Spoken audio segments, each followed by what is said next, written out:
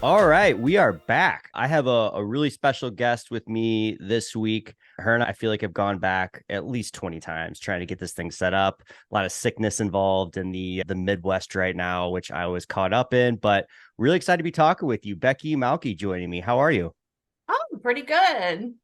Good. We don't know each other. We just met about 30 seconds ago. We got set up with a mutual acquaintance, and this person said that you would be an amazing guest for this podcast. So I'm really excited to get to know you a little bit over the next 45 minutes to an hour.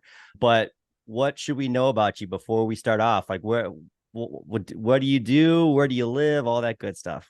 Well, I live in Madison. I'm from near the UP, but I am living in Madison with my husband and two kids and two cats. I work for a Christian organization, but I'm currently in a ministry training program to become a pagan priestess. So my Awesome. faith is Wicca. Awesome. Yeah, that was my next question is what's your faith and religion right now? So when I heard that you were going through this program and that you were a part of Wicca, I admittedly had zero clue what that meant. And I think I have a better understanding through some quick Google searches. But what is for you, what does that mean? What would be your elevator pitch to somebody? What the hell is this?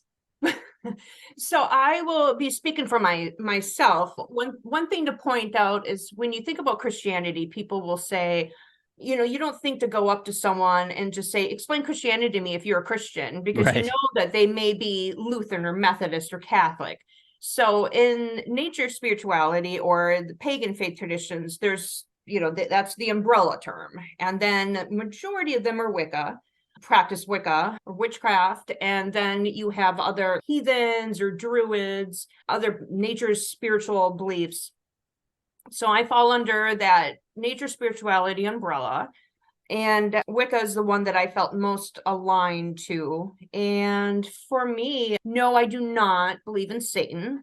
That is a Christian concept, and my belief system predates Christianity. So if that is in someone's spiritual faith tradition, fine. It's just not found in mine. I believe and have always, ever since I was a kid, believed in reincarnation. So for me, you don't do a good job in this life, you're reincarnated, so you can continue to learn more. So I don't believe that there's a hell because you're reincarnated, not sent somewhere for Right. eternity. But basically, I know the movies make it really exciting and, flying around on broomsticks, that kind of stuff. I drive a Jetta. I believe in a higher being, and I believe that all nature is sacred. Just being a decent human being. It's really not too dramatic of a, Yeah. you know, faith tradition. Yeah, it's super interesting. Would love to hear about how we got to this point. How did you grow up? Did you grow up in a religious household? And if so, what was the belief system? Yeah, I think my parents were always trying to instill religion in our lives. We were a family that always talked about religion and politics. I didn't realize that was taboo until honestly maybe 10 years ago or so. I really just assumed everybody talked about it. Grew up in a straight ticket Democrat household, blue collar, Catholic, strong Catholic traditions on both sides. My mother had gone through Catholic school and had an aunt and a cousin who were of the priestly order, nuns. So, went to Sunday school, went to catechism, and I think I would say it was a pretty devout Catholic. I had the belief, not that it came from my parents, but that I had this belief that the Catholic faith tradition was the right way. Everybody else was going to hell, of course, that I had it figured out. And I took the Bible very literally. And again, it wasn't so much that it was from my Sunday school teaching or my catechism or my parents. That was just something that was in me. Religion has always been really important to me. As a kid, I used to pretend that I was a priest giving communion out. I would be trying to read the Bible and understand it, was always praying. So it's always been important to me. Yeah, that's interesting. So, and you had mentioned before we started recording, it sounds like that interest carried into school when you were in college. You mentioned that you did your undergrad, I think, was in religious studies. Is that what you had mentioned? It wasn't until the final year, and then I switched and made it my major. So I have a major in comparative studies and world religions and a minor in journalism, in print Got it. journalism. Was Yeah. there, so when you were growing up, so you start like devout, kids are going to do whatever environment that they're raised into, but Mhm. sounds like sometimes, like I've talked with people where religion like just really hits you as a kid and you're really into it. Was that the case like all throughout grade school, high school, and then you wanted to learn more? Or how did you get to the point where you were wanting to major in world religions after being, so devout as a kid?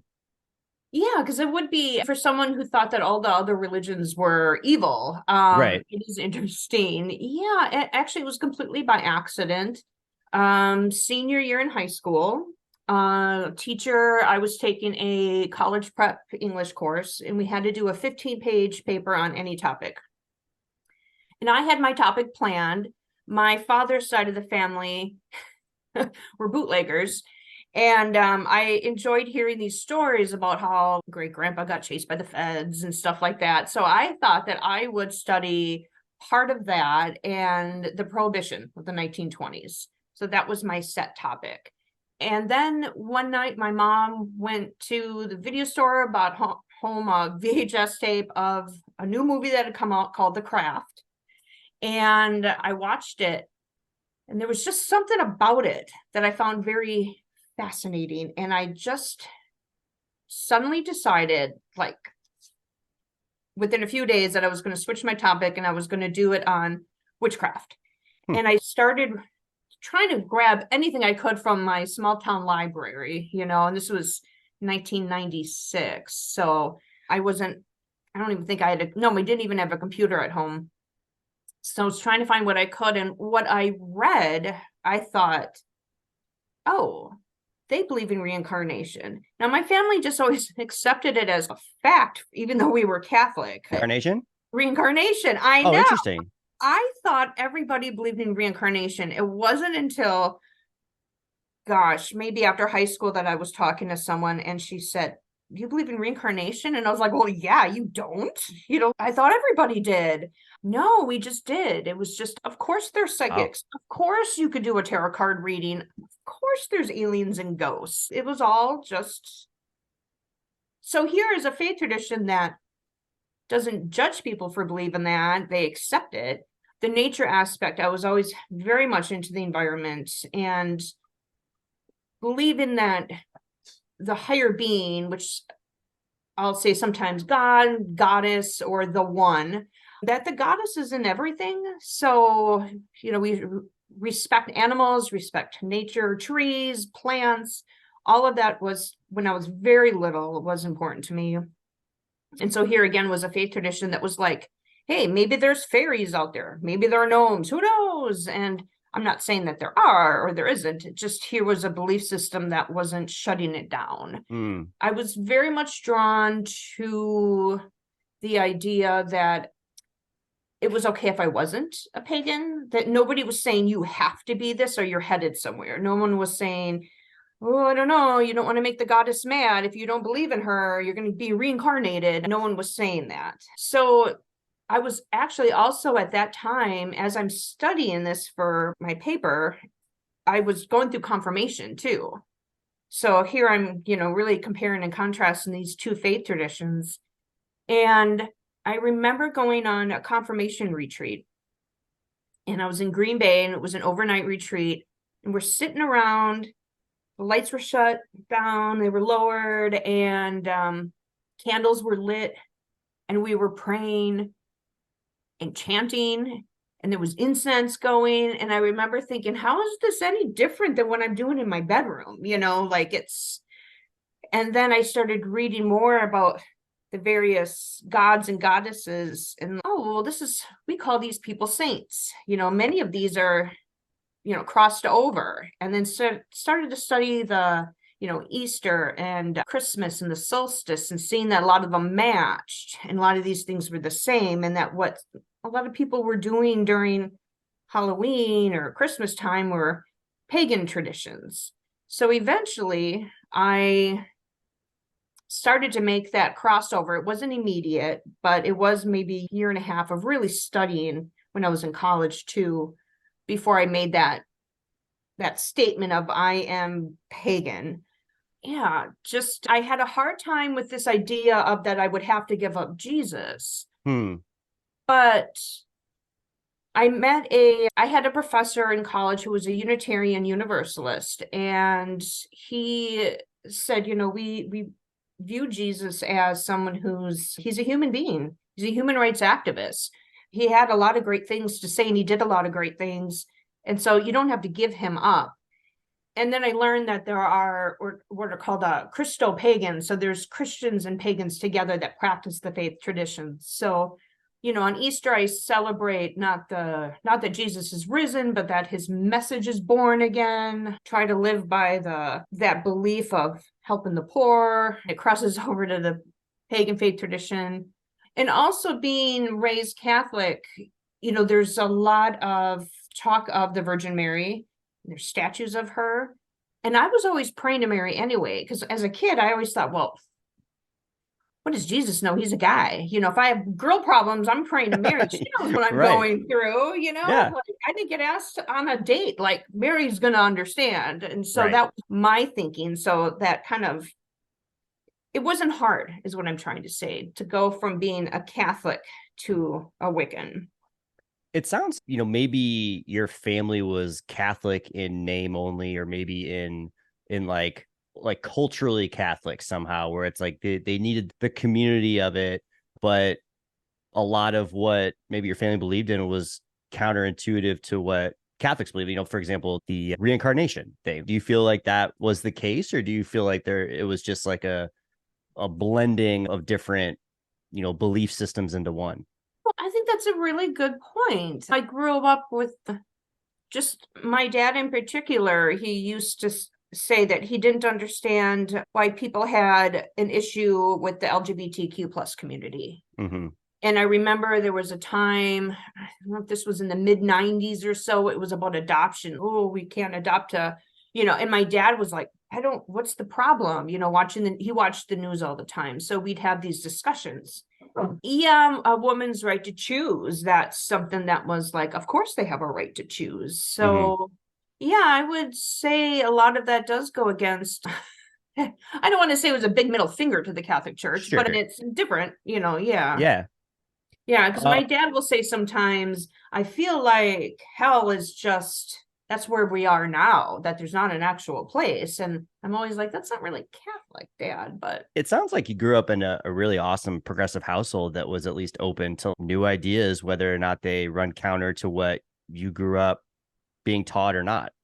Yeah, for sure. And it was something that I thought was very normal until I started meeting people in college. And I guess not everybody is discussing politics around the table when they're 5 years old. Right. Yeah. I remember for us, it was like, you just didn't talk, like we all know what we believe. So let's just, not talk about it at all. Yeah, no, my dad was always saying to us kids, we'd watch the news as a family, and then he'd say, what do you think about that? And then interesting. Yeah.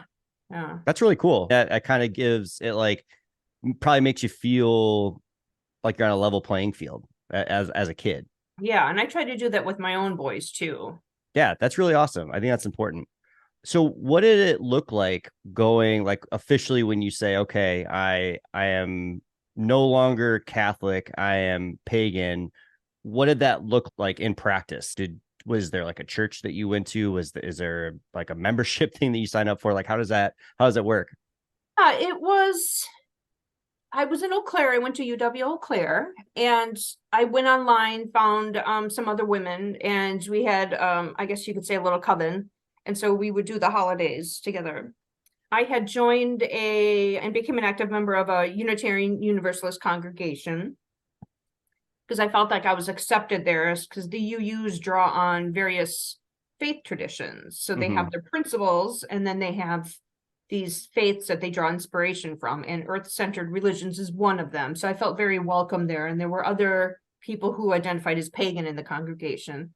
So I did the 8 different pagan holidays with my little coven, and then, you know, still celebrated the other religious holidays that other people do. But I was familiar with an organization called Circle Sanctuary, and that is about 30 miles or 30 minutes from my house right now. But it was a 3-hour drive, and it was difficult for me as a college student to get out there. So I subscribed to the magazine and read about it, and they're a 200-acre nature preserve, and they are a pagan resource center. So it's a nature spirituality church and resource center for all different types of pagans out there are welcome to come. And I started to learn more about the high priestess there, Reverend Selena Fox, and saw how vocal she was and how she was putting herself out there. She's been doing this since the 70s. So that's the thing that's so shocking, is that you have, you know, the satanic panic of the 80s, and she was just blazing that trail. And unfortunately, I wasn't able to get out there while I was in college. So a lot of it was me practicing in my dorm room, or late at night going out of the dorm, sneaking out into the woods, doing rituals out there, or going to another person's house where it was, you know, welcomed by her family. But it wasn't really until I moved to Madison and I was close to the circle that I was able to go out there. But by that time, then I started working for a Unitarian Universalist congregation, and I was there for about 8-9 years, and then started working for a Christian organization. And I've been there for 9 years. So I felt like I was not practicing my faith for a very long time. You know, part of it was because I was in a place that I wasn't able to get to where I could be part of a community. And then coming here and almost immediately working for a church that held my beliefs, but I feel like my core has always been pagan. Mm-hmm. So, and then especially then going to a Christian organization that's open and liberal and very welcoming of my belief system. But again, it's not mine. So it hasn't been, I would say, the last maybe year and a half that I started going from being a solitary practitioner to practicing, you know, calling the corners, doing worship with a group of people. And that's been life-changing for me. Yeah, I can only imagine. I mean, that, like I mentioned earlier, the sense of community has got to be huge when it's not, you're not seeing a Wiccan church on every corner like you do with Christianity. Yeah, definitely. I had been solitary for so long that I didn't realize just how much I needed. And I'm an introvert, so I'm like, people, but I definitely practicing my faith. I need that. Going up to Circle Sanctuary and worshiping with great group of people who are just, you know, they think like I do. You know, it's, oh, I'm having this issue with my throat. Well, have you had your chakras cleared? Oh, yeah, I guess I hadn't thought about that. You know, that's not a response that you would get from the average person. And that, so I could just be myself out there and talk about things that I've had to keep hidden for so long. You know, I wear my pentacle out, but I am careful. You know, if I have to think about where I'm going for the day, am I at a place that I should be careful? Do I not wear it? Do I just tuck it under my sweater? But when I'm out at Circle Sanctuary, I can just wear it proudly. I can wear my ritual robes if I want to. It doesn't matter. I can just be me. Yeah, that's really awesome. Do you feel like you know, especially when you were first deciding that this was the right path for you, do you feel like you were hiding that part of you in front of friends, or maybe still were until you were able to be more comfortable? Yeah, in high school, after the book report was done, I kept still reading books on witchcraft. So whenever my parents would be like, "What's this book?" and I'd be like, "Oh, it's for my book report," you know, even though the book report is done. Sure. And then in college, just I guess having people tell me I'm going to hell, whatever, I don't believe in it, but it's that belief that people feel like they're better than me, that I'm wrong, they're right, I'm evil, I'm satanic, I practice black magic, all those things. it really upset me that I felt like I had an understanding of the truth of the faith, and it was frustrating knowing that there were a lot of people out there who didn't. Mm-hmm. So I really then decided I'm going to go out and I'm going to not hide who I am anymore. This is who I am. And I had people say they wish they could wear their pentacle out, but they were just going to hide it. But I thought, no, I'm not going to hide these things anymore. I'm going to try to normalize my faith as much as I can. So if there was a discussion about faith and what people believed in, I would actively take part in that. I didn't want to hide it. And that's still my goal. I want to just normalize the faith tradition, and just really being inspired by Reverend Fox to see how much she has put herself out there, that I think I can do that too. Yeah, that's really cool. What's the biggest misconception that you found, or maybe what's the most frustrating thing that you hear or did hear that it just isn't accurate? Or if you had more time, you could talk to them about like why a thing is a thing. I think it's still and maybe because I'm in my 40s, that I still remember the satanic panic. I've had people say that they don't think that's the case today, but definitely that idea that we worship Satan, Mm-hmm. practice black magic, whatever that is. Yeah, because that, for me, that is just, it's so evil and gross. And to think that we're associated with something when I view my religion as so beautiful and so pure. Mm, We're just this loving group of people, out there just wanting to respect nature and human beings, and then to associate us with that. I believe that whatever you send out will come back. So we don't believe that in doing spells or hexes or anything like that, because if I do that to someone, it's just going to come back onto me worse. hmm. So strong ethics and morals. Yeah, I think that's the big one for me. Yeah. Yeah, that makes sense. So I would assume that as you're practicing, in solitary, as you said, compared to now where you have this sense of community, you have a leader, someone that has been doing this for a long time. What are the biggest things that you've learned about your religion after having this like community around you now? Was there anything that's like, oh wow, I didn't know this, or this makes a lot more sense to me now, clarifies whatever?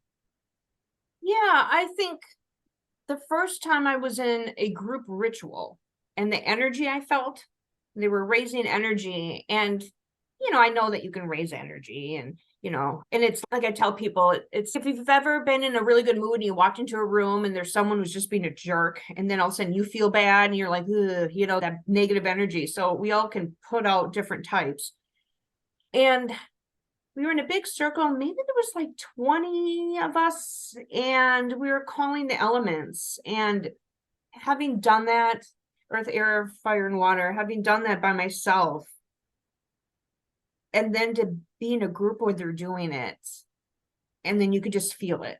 That Mm-hmm. was just brought tears to my eyes, because I thought, oh my gosh, I'm in this place and there's people who are just like me, and I can be me, and we're calling upon the goddess and we're calling these nature elements, and I can feel their positive energy.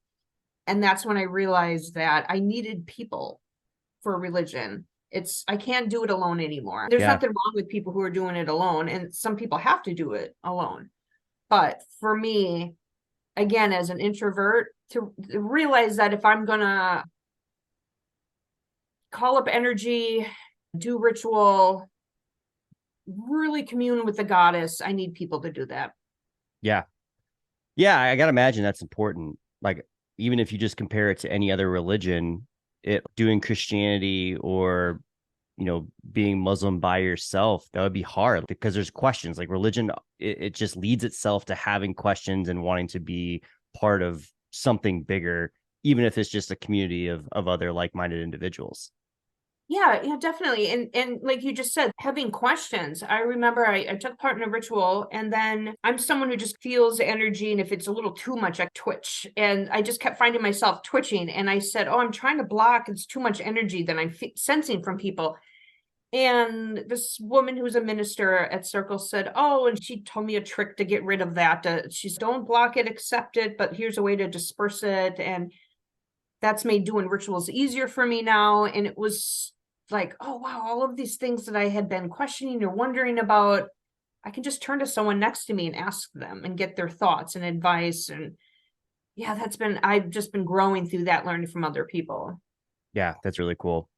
What does it look like to practice? You've mentioned a couple of times of like things like bringing energy and having, a minister or I forget the phrase that you use, a priestess, and that's like talking to you. Can you talk about what it looks like? What are people wearing? Is there a service? Is there a sermon? I'm trying to compare it to my Christian upbringing, being a kid. Like, how does it different? So rituals are different. I guess I could just mention one, and not to say that all of them are like this, but they're Sure. similar in that, you get in a circle and we're outside, try to have everything outside as much as we can so you can really commune with nature. I personally like to really make sure that my shoes are off and my bare feet are touching the ground so I can really ground myself. So we all ground ourselves. Deep breath. And then you can either have one person calling the direction, so calling north, south, east, west, earth, air, fire, water, or you can have different people. So I was at the Parliament of the World's Religions, if you're familiar with that, in Chicago this summer, and we took part, and I got to be west, which is my element, which is water, symbolizes emotion. So in this international setting, I got to invoke that and call it to us. So that was amazing for me. So that's my favorite part of ritual.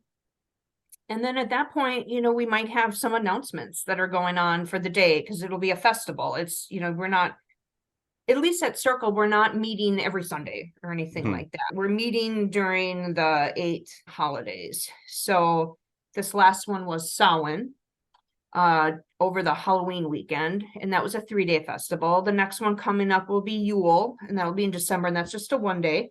But again, we'll have the circle will be cast, elements called, some announcements, meditation, some prayer, and then we leave the circle open and we do our workshops or activities, various programs that are going on throughout the day. And then at the end, there's a closing ritual where we close the circle, thank the elements, and send them off.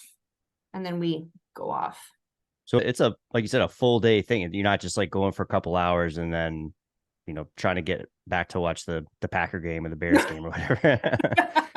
No, I try to stay. A lot of times I end up having, if the circle isn't going to be closed until 9 o'clock or something at night, and I'm like, oh, I got to get home. It's dark. I'm old. I can't drive at night. That's when I do my own little personal thanking of the elements, thinking the directions, and then rocketing back home. But yeah, it could be a long thing. And for the 3-day festivals, there are people who camp. So sometimes they're up at nighttime still, Yeah. Wow. That's really cool. Walking a labyrinth how many people are usually a part of these? It's got to depend on the holiday and what the availability of people are. Yeah, I think COVID has changed a lot of that. When I'm there, can be anywhere from 30 to 50 people, over the course. There's a community it's the same people that will come. And then a lot of people are coming because Circle is an international organization. So we have people that are coming in from Chicago, Missouri, North Dakota, Ohio. And then when there's an online worship service or an online workshop that's being held, then that is something where people are commenting that, hi, I'm in England, I'm in Canada, I'm in Brazil. So it can be a lot of people, but a smaller group of consistent people who go to these. Sure. So you mentioned at the top that you're actually going in training to be a Wiccan priestess. Talk to me about well, first of all, like, how did you get to the point where you wanted to pursue that? I had been wanting to go into ministry for a long time. I always thought that it would be as a Unitarian Universalist minister. I work with children and youth, so I thought maybe like family ministry would be something, but it just didn't seem right. And I wasn't sure, and I thought maybe interfaith. And I happened to be on Circle's website checking out what was coming up next. And there was a little thing that I had never noticed before that said they had a ministry training program. And I read about it and thought, That's who I am. That's who I am at my Hmm. core being. If I'm talking to some people who are maybe more conservative Christian, I might say I'm a Unitarian Universalist. It's a Sure. soft blow. But if you really dug deep, I'm going to say I'm Wiccan. And so I looked at the program and I thought, yeah, this is what I want to do. So we have classes, spiritual care, designing worship, how to minister, online ministry, a whole variety that you would see in the seminary. Mm-hmm. So it's a 3-year program. And Oh, wow. yeah, Well, it's like the time commitment for something like that. let's see. I have the classes are about, we have, pre-work, an hour and a half class. It's online because I'm the only one that's in Wisconsin in the class. We meet online for close to 2 hours and, we have homework. So it's good. It doesn't take me a lot of work during the week, but since I live close to Circle, I volunteer a lot. So Mm-hmm. there was a Transgender Day of Remembrance interfaith service that was on Monday night. Oh, And so cool. I went there as a representative of Circle, took pictures and some video, things like that. So that's all part of it. I helped out with a green burial. So it's doable. It's definitely doable in my schedule because I work part-time, full-time mom. That's awesome. Yeah. What's it like working at a church and also being a part of this other organization? Yeah, it's the thing is that the faith tradition that I work for, I believe in it. Mm-hmm. I believe that they are doing good in the world. They align with my principles. They're open and affirming. They have, pride flag out. Were recently declared a green sanctuary church or creation justice church. So they're committed to helping the environment. They made the planet a member of the congregation. So we need to treat all people, all of our members kindly. The belief that Jesus did good in the world and that we should try to be like that. There's some people there who would say I'm a Christian agnostic. Some are like, I think I'm atheist. And people are, that's okay. It's very just open, not hell talk, not a lot of God talk, a lot of Jesus talk. But again, it's a faith tradition where I feel comfortable that because I don't care what you believe as long as you're putting good into the world. So if you were like, I'm Buddhist and this is how I'm going to do good in the world, then hey, more power to you. I'm Hindu and I believe that we should be taking care of each other and I'm going to do good in the world. Because my path works for me and how I view God works for me. That doesn't mean it's going to work for everybody else. Mm-hmm. So this particular faith, I feel, or this particular tradition, I believe in it. I'm comfortable teaching the kids about it and the youth and the adults on how to develop that more because it's a good faith tradition. But it gets hard because I do make sure that I always have to say, I'm not talking about my beliefs. Some people will ask me, well, what do you think of this? And I always say, I got my own. You didn't hire me to tell you what I think. Right. And so Yeah. it's very much, these are your beliefs. If you want to read about mine, look on Wikipedia or something. Like I just really have a strong boundary with that. It just occurred to me that if Wicca had its own Wikipedia, it could just be Wikipedia. Well, one time I was going through the drive-through to get some coffee and I get it, but the baristas were telling jokes and Mm-hmm. one of them said, what do witches use to do research? Wikipedia. And when Mm-hmm. they asked me, I was like, well, I'm a witch and I guess I mainly use Google. And they were taken aback and apologized. And I didn't want to make a big deal out of it, but I thought if you were bashing Christianity in the car line, you think people are going to allow you to do that? So I was just like, That is yeah, not interesting. cool. Yeah, for sure. Yeah, I can't imagine that I would be any different because it's all about people that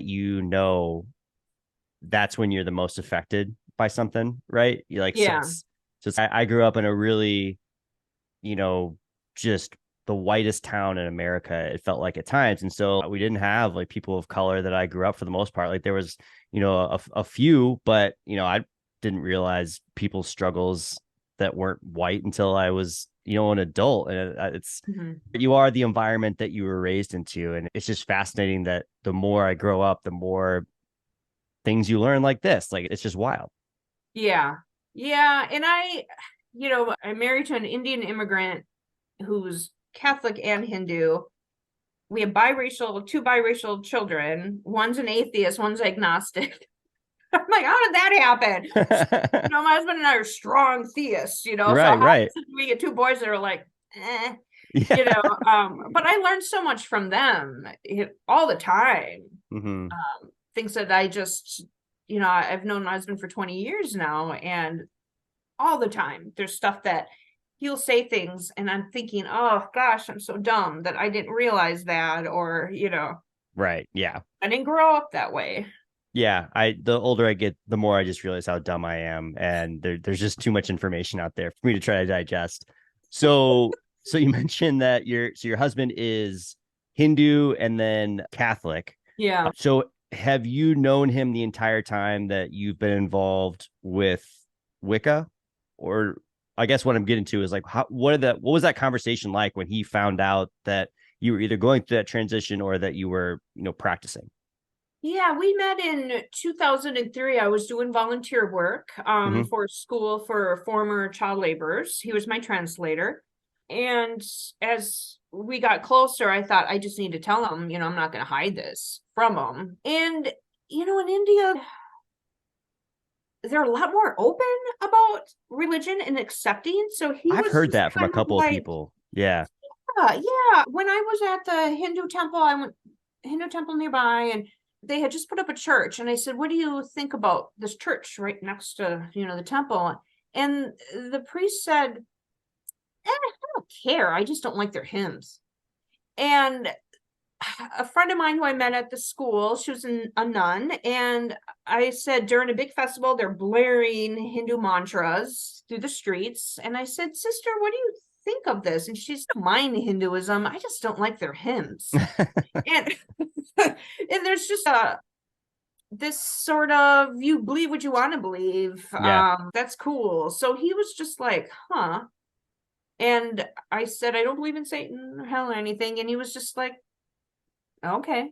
He makes, this is all a joke. This is all a joke. But he will say things to me like, oh man, when you're headed to hell, I'll give you water from my heavenly cloud, and I'll say to him, well, when I'm free from the cycle of rebirth, I will wait for you patiently because you clearly have more lives to go through.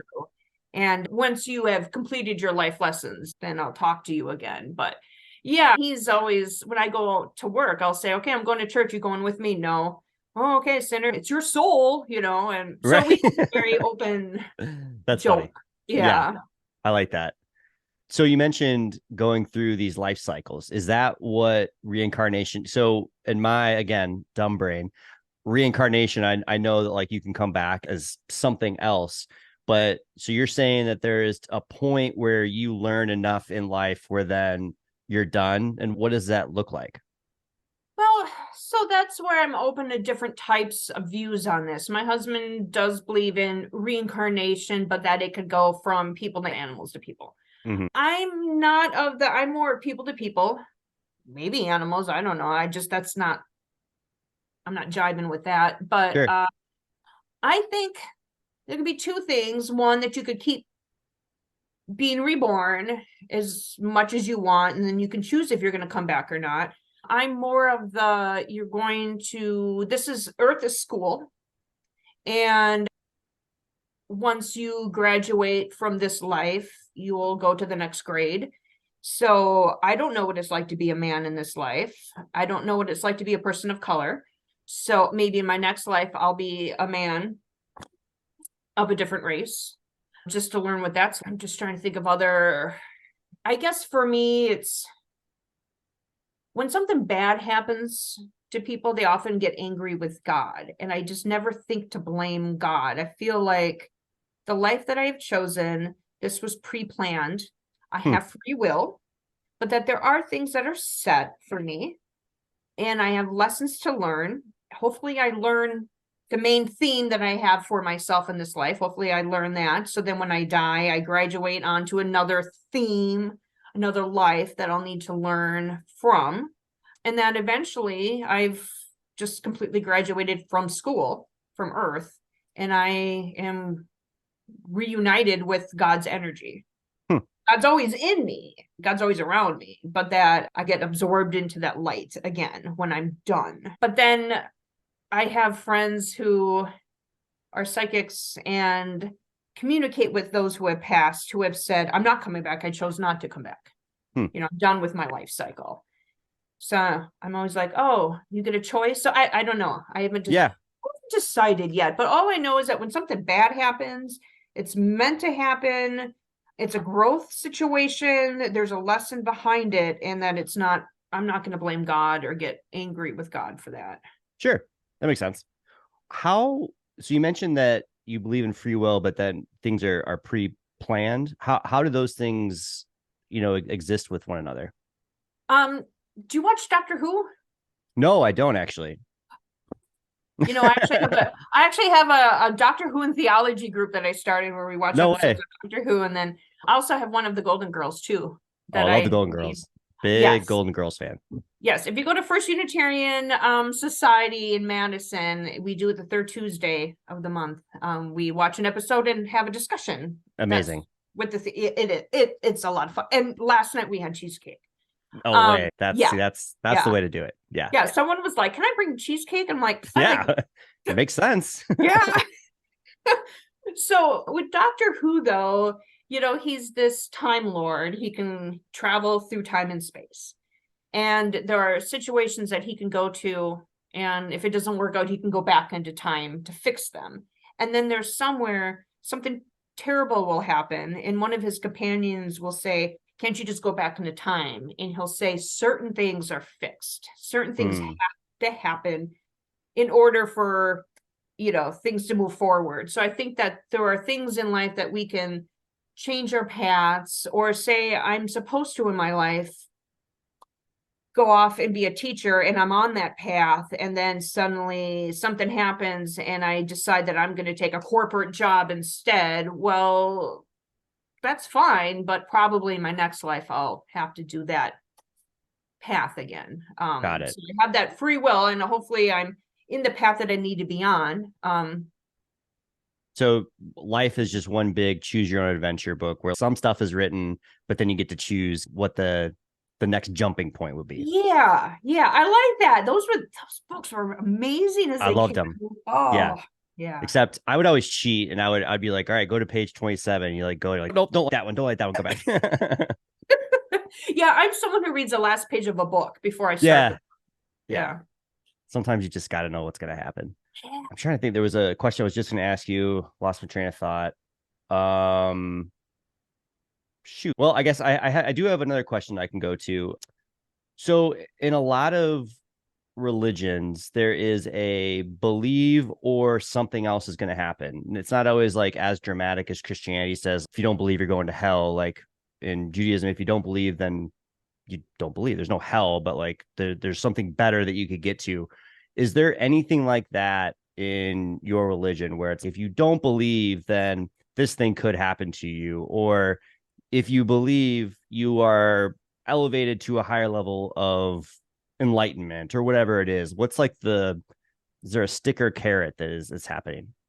I can't speak for other pagan traditions, but in my own, you don't believe, if this isn't the path that, if you're searching for God, there's different ways up the mountain to meet God. If this path isn't the one that is working for you, and that in chanting isn't how you feel to get there, you feel like you need to do it in a different way, then that's fine. I think we're all reincarnated regardless, but not as a punishment. It's purely a learning experience. Sure. But no, the question reminds me of a time when I was in college and I was taking a Hebrew Bible class. And this girl in the class really had a hard time with me being pagan. And she kept slipping these little books in my backpack when I wasn't looking. So I'd get back home and they'd be these books about how I was going to hell. And, I just recycle. Right. And then at the end of the class, end of the semester, I'm taking my final exam. She finishes before me because we sat at the same table. She slams down this folder filled with all of this information incorrectly about witchcraft. And Hmm. again, how I'm going to hell. And I'm thinking, oh my gosh, I'm trying to take a final exam here, Yeah. she's trying to convert me in the middle of this exam. Right. So I just dismissed it. And then afterwards, she was waiting for me. And she said, I'm just so worried about your soul. I'm just so worried. And I'm not saying I'm proud of this moment, but I was trying to make a point. And I said, well, I'm just worried for yours because I feel like you're going to be reincarnated. And she goes, well, I don't believe in that. You're going to hell. And I said, I don't believe in hell. You're going to be reincarnated. And she said, well, God doesn't want you to do that. And I said, oh, you're making the goddess mad right now. She doesn't like you doing this right now. And I was just trying to make the point that, you know, what I'm saying means nothing to you. Just what you're saying means nothing to me. Telling me I'm Mm-hmm. going to go to hell, what is that? That doesn't mean anything. Just if I go up to someone who believes in hell and I say, you're going to be reincarnated, the goddess has said so, you're going to dismiss me. She didn't get what I was trying to do, but her friends came up to me after and they said, we get it now. And we're sorry. And we're not going to do this again to you. And I was like, huh. Thank you. So at least they got that because this one said, I didn't realize that your beliefs were that strong and they're as strong as mine. And nothing I say to you is going to change, just like nothing you say to me is going to change. And I was like, yes, that's exactly the point I'm trying to make here. Yeah. Yeah. That's a really good point of for as much as you care about your thing, I care that much about my thing, or don't Yes. care about your thing, you don't care about my thing, vice versa. That's a really good story.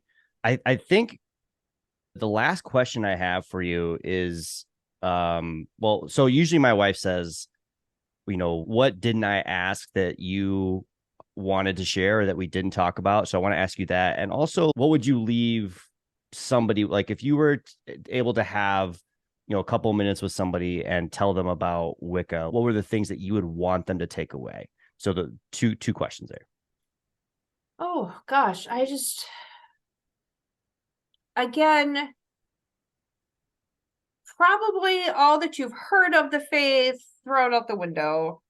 Make sure that you're getting your information from reputable sources. Circlesanctuary.org is a great one. You're getting information from a pagan resource center that I have full trust in, and as well as thousands of other people, because there's a lot of misinformation out there, and it's not just Hollywood. There's other people putting books out that I'm like, geez. But we're just regular people. We're just regular. I can't tell you how many times I have gone to Circle and I see people and I'm like, they look like it's somebody at the church I go to. Yeah. Like we're just regular people. Could you run across somebody in a full druid robe? Absolutely. Could you run into somebody with horns on their head? Absolutely. But a lot of times it's just, somebody wearing some Land's End clothes with a robe, and we pray, we believe in a higher being. That higher being is in all that dwells around us. So we need to be respectful of each other and of our environments, respectful of other races and cultures, the LGBTQ plus community. We're just like regular people. Yeah. I want to make it sound like we're super exciting, but it's, if I'm going to do a spell, I'm going to light a candle, meditate, maybe light some incense, and I'm going to pray. But I'm not like, stirring my cauldron with frog legs or anything like that. Right. Right. If there are people who are doing it, well, fine. But Sure. my mom will say things and I'm like, that was a spell, Mom. I think there's a lot of times people are doing spells and they don't realize that they are. So it's, Yeah.